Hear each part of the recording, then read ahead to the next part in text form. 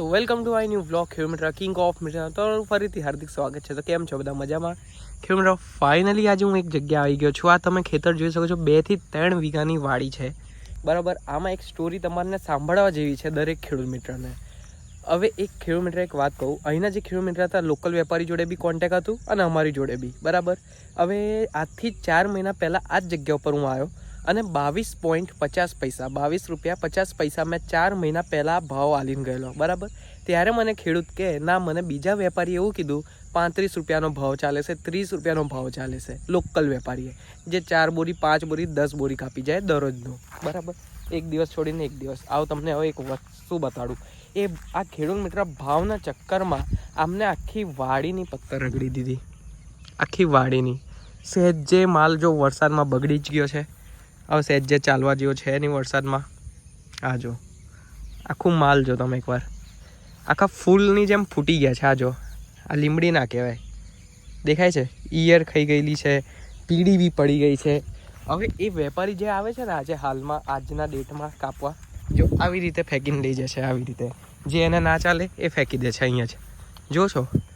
હવે અત્યારે ખબર શું ભાવમાં કપાશે હાલમાં? 10 રૂપિયા કિલો. બોલો, 22.50 પૈસા હું હાલતો હતો ત્યારે એમને મારું ઠુકરાઈને કે ના, મારે પેલું 35 રૂપિયા કહે છે, 30 રૂપિયા કહે છે. કેમ ત્યારે ના કાપી ગયો? કેમ આજથી 4 મહિના જ્યારે એ સોદો કર્યો ત્યારે કેમ ના કાપી ગયો? જોઈ લીધું ખેડૂત મિત્ર. તમને અમારા વેપારી બી મળશે ઘણા, જે કે તમારું સોદો ના થવા દે, એક ડીલ ના થવા દે સારી રીતે. એટલે વચ્ચે ટાંગ અડાવવા ઘણા વેપારી આવશે. તમને એવું બી કહેશે હા ભાઈ હું કાપી લઈશ. તમે એને બોલાવીને કે અડધા એડવાન્સ મૂક અને કાપવાનું ચાલુ લાગી જા. તું 35 કહું છું ને, ચાલ કાપવાનું ચાલુ લાગી જા, એવું કહેવાનું હોય ખેડૂત મિત્ર. તમને એના કોલ ઉપરથી વિશ્વાસ નહીં કરી લેવાનો હા ભાઈ આવશે. દરેક વેપારી મારા જેવા ના હોય કે તમને ભાવ આલે અને આવે અને પછી વાડીમાં કાપી જાય બરાબર. તમને ઉલ્લું બનાવીને આવી રીતે વાડી આખી મૂકીને જ જાય. આખી 3 વીઘાની વાડી છે ખેડૂત મિત્ર, 3 વીઘાની આખી 3 વીઘાનું લીમડી માલ આખું બગડી ગયું. મારા હાઈટ કરતાં મોટી થઈ ગઈ છે, પ્લસ આખું માલે બગડી ગયું છે. હવે એ વેપારી આજના ડેટમાં 10 રૂપિયા કિલોના ભાવથી લઈ જાય છે. જો હવે શું કહું, અમુક લોકો ખેડૂત મિત્રને તો જાતે એમના મનનું કરવું હોય, પછી જ્યારે સબત મળે ખબર પડે હા ભાઈ એ વેપારી નહીં લઈ ગયો, પછી આપણા ઘરે આવે પછી આપણે એમને કશું કહેતા નહીં. ચલો ખેડૂત મિત્ર, આ વાત રહી વેપારીની અને ખેડૂતની બરાબર. હવે ચાલો મેઇન ટોપિકની વાત. આ વર્ષે ને એટલું વરસાદ પડે છે ને, હજુ બી વરસાદ પડે છે. જે વરસાદ પડે છે ને એના લીધે લીમડી થોડીક પીળી પડે છે. એ તમે નોટિસ કર્યું ખેડૂત મિત્ર? લીમડી હવે બધે પીળી પડવા લાગે છે ધીમે ધીમે. એટલે મારે દરેક વેપારીને કહેવું છે, જેટલા બી વેપારી આ વિડીયોને જુઓ છો, અમદાવાદ અને સુરત, જે લોકો તમે બૂમ પાડો છો કે લીલું જોઈએ છે લીલું જોઈએ છે, જો અત્યારે વરસાદ પડે છે એટલે હું તમને એટલું બી જાણી દઉં, થોડુંક ઉપરનું પીળું તો રહેવાનું છે. આ મારી વેપારી માટે છે આ વિડીયો, ઓકે?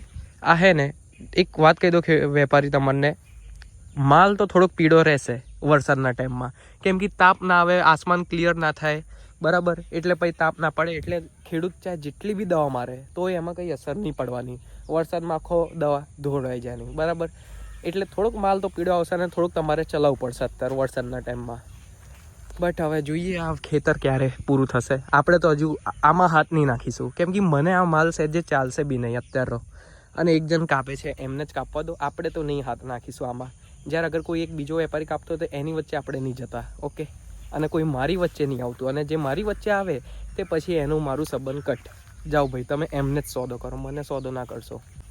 એન્ડ બીજી વાત ખેડૂત મિત્ર, દરેક ખેડૂત મિત્ર 2025 અંદર જેટલા બી ખેડૂત મિત્રએ મીઠી લીમડીનો બિયારણ રોપ્યા છો, પ્લીઝ મારો નીચે આ કોન્ટેક્ટ નંબર આવે છે, મને અપડેટ કરજો ફોટો નાખીને, અપલોડ કરીને, તમારું ખેતરનું શું સ્ટેટસ છે એ બી, ઓકે?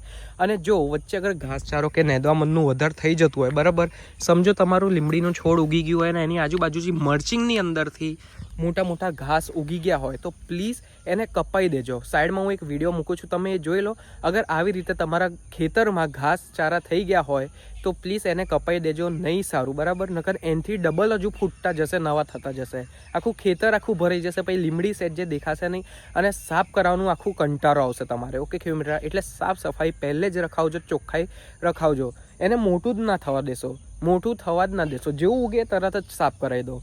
ભલે થોડુંક ખર્ચો આવશે 7 મહિનામાં, એ તમને પોવાશે, બટ જ્યારે એક સાથે ખોમટું ઉગી જશે ને પછી તમને ત્રાસ આવશે, કઈ મેં લીમડીની ખેતી કરી બેઠો, એવું તમે મન ના કહેતા કે આ કઈ ખેતી કરીને બેઠો, આ તો ખેતીમાં કશું મજા જ નહીં. પહેલાં તો ખર્ચામાં ખર્ચા આવે છે એવું કહેશો. ઓકે, એટલે સાફ સફાઈ ચોખ્ખાઈ રાખજો, તે શું તમારે ઓછા ખર્ચામાં પતી જાય. હવે આટલું કપાયું છે, જોઈએ આ લોકલ વેપારી ક્યારે પતાવે. અને એ બી કહી દઉં, અમદાવાદની અંદર જ જાય છે આ માલ, એ પણ ખાલી 10 બોરી 5 બોરી. બરાબર. હા, આટલો બધો કચરો નાખી દીધો હોય, કેમ કે લીમડી જ બગડી ગઈ તો શું કરવા, માર્કેટમાં લઈ જાય. કેમ કે માર્કેટમાં વેપારી બી બોલ કરે એક બાજુ, અને એક બાજુ ખેડૂત બી બોલ કરે. હવે શું કરીએ, કુદરતી માર પડ્યો હોય એટલે થોડુંક વેપારીને બી સમજવું પડે અને ખેડૂતને બી સમજવું પડે. હું એવું નહીં કહેતો કે ખેડૂતને સમજવું પડે, થોડુંક વેપારી ખેડૂતને બેઓને સમજવું પડે, બેઓને ચાલવું પડે. કેમ કે એવું નથી કે લીમડીની પાક જ બગડી હોય, જરૂરી નથી લીમડીની. દરેક પાકમાં થોડુંક બગાડ તો આવ્યું છે, દરેક પાકમાં. હા, કમ્પ્લીટ. હવે આ જો નીચેનું કલર જો, આનું અને ઉપરનું જો દેખાય છે, પીળી દેખાય જાય. આ જો આ નીચેનું કલર જો લીમડીનો સેમ આવો હોવો જોઈએ, ડાર્ક ગ્રીન થોડુંક. બટ આવો ગ્રીન હોય તે આ ગ્રીન ના કહેવાય, આ પીળું કહેવાય થોડુંક. આ પાણીના લીધે થયું છે, વરસાદના લીધે. આઈ હોપ તમને વિડીયો સારી લાગે તો પ્લીઝ લાઇક એન્ડ સબસ્ક્રાઈબ કરજો. મળીશું નેક્સ્ટ વિડીયો પર. જય સિયારામ.